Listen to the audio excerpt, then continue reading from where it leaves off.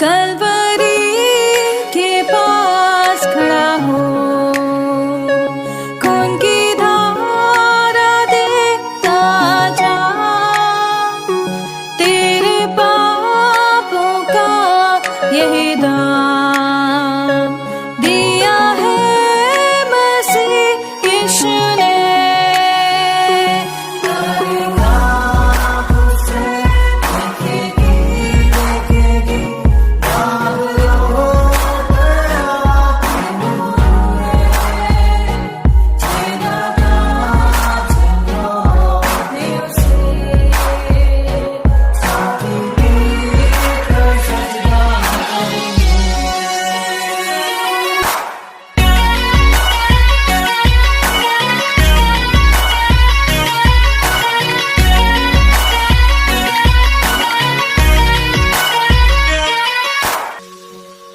ये हुआ सब तेरे लिए, तूने भी उसे छेड़ा था, फिर भी प्यार से वो बुलाता, जाता क्यों नहीं तू उसके पास, फिर भी प्यार से वो बुलाता, जाता क्यों नहीं तू उसके पास।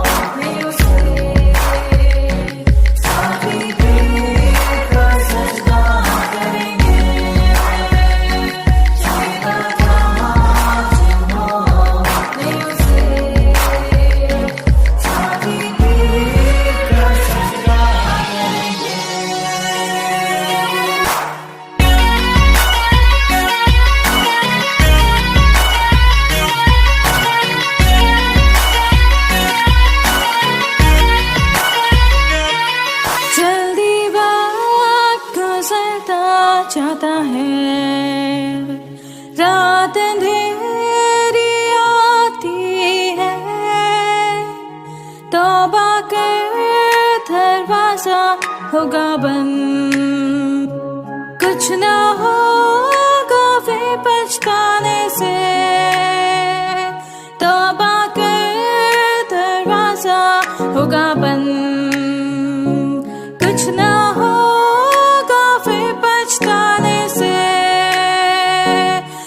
हम प्रभु परमेश्वर को धन्यवाद देते हैं आज की सुबह के लिए कि परमेश्वर ने आज की सुंदर सुबह एक बार फिर से मुझे और आपको दी है कि हम परमेश्वर पिता के पवित्र चरणों में आ जाएं। प्रियो, मैं आप सभी श्रोताओं का, सभी भाई बहनों का जो यूट्यूब पर इस आवाज़ को सुन रहे, स्वागत वेलकम करता हूं। प्रभु आप सबको बहुत आशीष दे, परमेश्वर का हाथ आप पर और आपके पूरे परिवार पर बना रहे। हमारी यही कामना है, हमारी यही प्रार्थना है कि परमेश्वर का दया का हाथ आप पर और आपके परिवार पर बना रहे।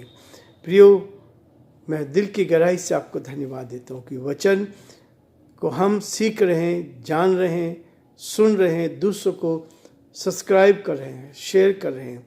प्रभु आपको इस बड़े सेवकाई का प्रतिफल देगा। ये परमेश्वर ने आपको ये बहुत बड़ी सेवकाई दी है कि आप दूसरों को इस संदेश को पहुंचा रहे हैं। परमेश्वर का वचन कहता है,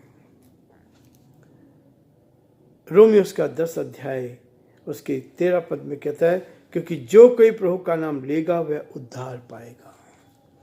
जो कोई यीशु का नाम लेगा वह उद्धार पाएगा, उसको मोक्ष मिलेगा, उसकी आत्मा शुद्ध हो जाएगी जो उसका नाम लेता है। ये पौलुस ने इस बात को मेरे आपके सामने रखा है कि हम परमेश्वर की महिमा करते चले जाएं। आज फिर से हम अपने उस अध्ययन की ओर आगे बढ़ेंगे। इफिसियों उसका 5 अध्याय, और प्रभु का धन्यवाद करते हैं कि एक एक दिन वो हमें आगे बढ़ाता है ताकि हम उसकी महिमा कर सकें। हमने 9 पद तक देखा, आज 10, 11, 12 और 13 पद को मैं आपके सामने पढ़ना चाहता हूँ ताकि हम इस अध्याय में भी निरंतर आगे बढ़ते जाएं और परमेश्वर की महिमा करते चले। लिखा 10 पद में, और ये परखो कि प्रभु को क्या भाता है, अंधकार के निष्फल कामों में सहभागी ना हो, पर उन पर उलाहना दो, क्योंकि उनके गुप्त कामों की चर्चा भी लज्जा की बात है। पर जितने कामों का उलाहना दिया जाता है वे सब ज्योतियों से प्रकट होते हैं, और जो सब कुछ को प्रकट करता है वह ज्योति है। इस कारण वह कहता है, हे सोने वाले जाग और मुर्दों में से झूठ, तो मसीह की ज्योति तुझ पर चमकेगी। परमेश्वर इस वचन के पढ़े और सुने जाने पर आशीष दे। हम प्रार्थना करेंगे। जीवते और सच्चे विश्वास के योग्य परमेश्वर, बड़े आदर के साथ, दीनता के साथ, नम्रता के साथ आप जैसे महान परमेश्वर के चरणों में झुके हैं, हम आपको धन्यवाद देते हैं, आपकी स्तुति करते हैं।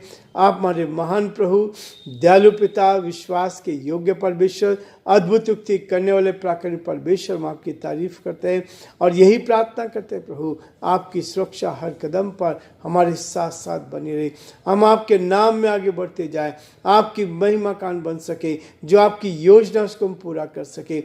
हे दयालु परमेश्वर, हमारी यही प्रार्थना, हमारी विनती है, आपकी उपस्थिति साथ में शैतान के दुष्ट की सारी चालों को हम यीशु के नाम से प्राप्त करते हैं। हमारे देश के लिए प्रार्थना करते हैं, देश पर आशीष दे, या हमारे राज्य के लिए, राजस्थान प्रदेश के लिए प्रार्थना करते हैं। इस प्रदेश पर भी आपके अनुग्रह की दृष्टि चाहते हैं और प्रार्थना विनती करते हैं, अपनी महिमा को प्रकट होने दे। बड़े आदर के साथ, दीनता के साथ, नम्रता के साथ हम सभी को आपके हाथ में सौंपते हैं। जो भाई बहन बीमार हैं, परेशानी में, कठिनाई में, दुख और मुसीबत में हैं, आप उनकी सुधि ले, आप उनकी रक्षा कर, ताकि वो आप में सुरक्षित रहे और आपकी महिमा कान बन सके।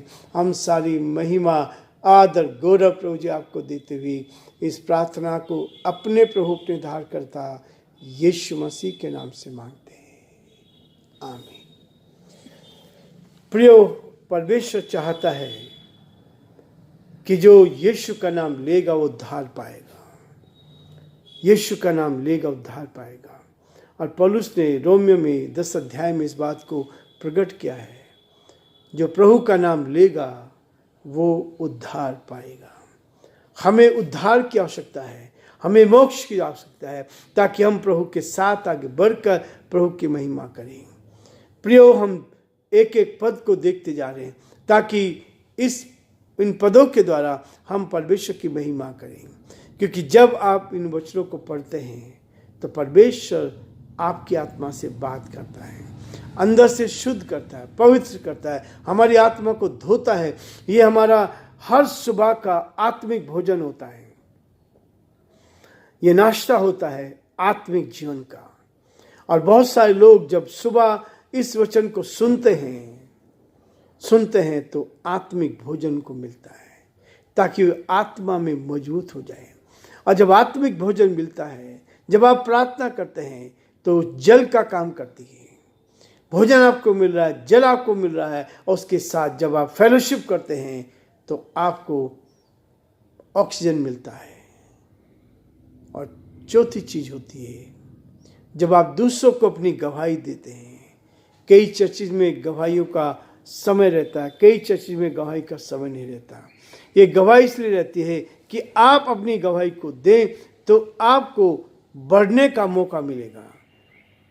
आप खड़े होकर, सामने खड़े होकर परमेश्वर के वचन को बोले, अपने जो कुछ भलाई परमेश्वर ने मेरे जीवन में की है उसको हम दूसरों को दें। और इसलिए प्रियो, यहाँ कहता है, यदि ये परखो कि प्रभु को क्या भाता है, परमेश्वर का क्या चाहता है मुझसे और आपसे, इसी बात को परखना है। और न केवल परखना है, अंधकार के निष्ठ कामों में सहभागी ना हो। गलत कामों में कभी भी सहभागी नहीं होना है। यदि आप गलत कामों में सहभागी होते हैं, ये है हमारे लिए, हम बहुत बार गलत कामों में सहभागी होकर उसको सही करने की कोशिश करते हैं। लेकिन वचन कहता है कि गलत कामों में, अंधकार के निष्फल कामों में सहभागी ना हो, वरन उन पर उलाहना दो। बहुत सारे लोग गलत करते हैं और फिर उसको सुधार करते हैं कि हमने सही कर लिया। लेकिन प्रियो, परमेश्वर का वचन हमारे जीवनों में आता है ताकि हम इसको लेकर चलें। 12 पद में कहता है, क्योंकि उनके गुप्त कामों की चर्चा भी लज्जा की बात है। ऐसे काम करने के लिए वो भी लज्जा की बात होती है, और इनसे आगे बढ़कर प्रभु में आगे ले जाना चाहता है ताकि हम आगे बढ़कर प्रभु की महिमा करें। 13 पद कहता है, पर जितने कामों पर उल्हाना दिया जाता है वे सब ज्योति से प्रकट होते हैं। जब हम उल्हाना देते हैं, वचन को कोट करते हैं, वचन के द्वारा सिखाने की कोशिश करते हैं, तब ज्योति के द्वारा ये प्रकट होते हैं। यीशु ने कहा, मैं जगत की ज्योति हूँ, और जब वो हमारे अंदर रहता है, जैसे कि हमने जो उसका नाम लेगा उद्धार पाएगा, और उद्धार पाने का मतलब यह है कि वो आपके साथ अंदर रह रहा है, आपकी आत्मा में रह रहा है और आपको गाइड कर रहा है। और यही है हमारे जीवन के लिए। पर जितने कामों का उल्हाना दिया जाता है वे सब ज्योति से प्रकट होते हैं। यीशु मसीह ज्योति है, वो ही हमारे जीवन में प्रकट करता है कि सच्चाई क्या है और बुराई क्या है, हम किसको ले किसको ना ले, किसको छोड़े। परमेश्वर मुझे और आपको प्रेरित करता है ताकि हम लज्जा के गुप्त कामों को दूर करें। लेकिन उसके बाद, क्योंकि जो सब कुछ को प्रकट करता है वह ज्योति है। यीशु हमारे मन में रहता है, ज्योति के रूप में हमारे मन में रहता है, और कहता कि ज्योति जगत में आई लेकिन लोगों ने उसको नहीं पहचाना, लोगों ने उसको नहीं पहचाना। इसलिए प्रियो, परमेश्वर का वचन बार बार मुझे आपको प्रेरित करता है ताकि ज्योति को हम पहचान लें। वो जगत में आया और जगत के लोगों ने उसको नहीं पहचाना, जगत के लोगों ने उसको नहीं पहचाना। इसलिए वो कहता है, यूहन्ना उसका पहला अध्याय और उसमें कहता है, सच्ची ज्योति जो हर एक मनुष्य को प्रकाशित करती है जगत में आने वाली थी। यीशु मसीह ने कहा, और वह जगत में था और जगत उसके द्वारा उत्पन्न हुआ और जगत ने उसे नहीं पहचाना, जगत ने उसको नहीं पहचाना। 11 पद में, वो अपने घर आया परंतु जितनों ने उसे ग्रहण किया उसने उन्हें परमेश्वर की संतान होने का अधिकार दिया, अर्थात उन्हें जो उसके नाम पर विश्वास रखते हैं। और उसी बात को पौलुस कहता है। अब प्रियो, मेरे आपके जीवन में प्रभु इसी बात को रखना चाहता है ताकि हम उसके साथ आगे बढ़कर परमेश्वर की महिमा करें। पर जितने कामों का उल्हान दिया जाता है वे सब ज्योति से प्रकट होते हैं। मैंने इसलिए आपको प्रेरित काम उसका पहला अध्याय, यूहन्ना उसका पहला अध्याय आपके सामने पढ़ के बताया। वहाँ स्पष्ट लिखा है, इस बात को कहता है, वो अपनों के घर आए लेकिन अपनों ने उसको नहीं पहचाना है। उसको क्रूस पे चढ़ा दिया गया, यहूदियों ने उसको क्रूस पे चढ़ाया और उसका दंड अपने ऊपर लिया और अपने मुंह से कबूल किया, अपने मुंह से कबूल किया। जब पिलातुस ने पूछा कि तुम्हारे लिए मैं एक कैदी को छोड़ना चाहता हूं, क्या मैं यीशु को छोड़ दूं? लेकिन उन्होंने कहा नहीं, यीशु को नहीं छोड़ना, बरअब्बा को जो डाकू था, जिसने लोगों का मर्डर किया, लोगों को लूटा, सब कुछ गड़बड़ की, उसको छोड़ दो और यीशु का लो हम पर और हमारी संतान पर होगा। जो कुछ मांगा वो मिला उनको।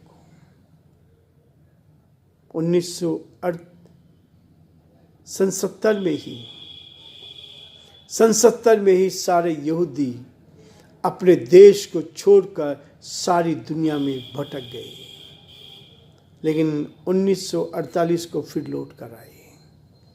प्रिय, परमेश्वर चाहता है कि हम उस सच्चाई को लेकर आगे बढ़ें। जो ज्योति हमारे अंदर है, उस ज्योति को कुछ को प्रकट करता है, वह ज्योति है।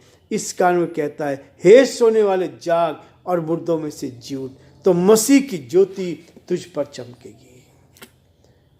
मृत्यु से बचना है तो उद्धार पाना है। परमेश्वर हमारी मदद करे। ये सप्ताह बहुत जल्दी समाप्त हो गया। सोमवार के दिन हम फिर से परमेश्वर के इस वचन को देखेंगे ताकि आगे बढ़कर परमेश्वर की महिमा करें। प्रभु आप सबको बहुत आशीष दे।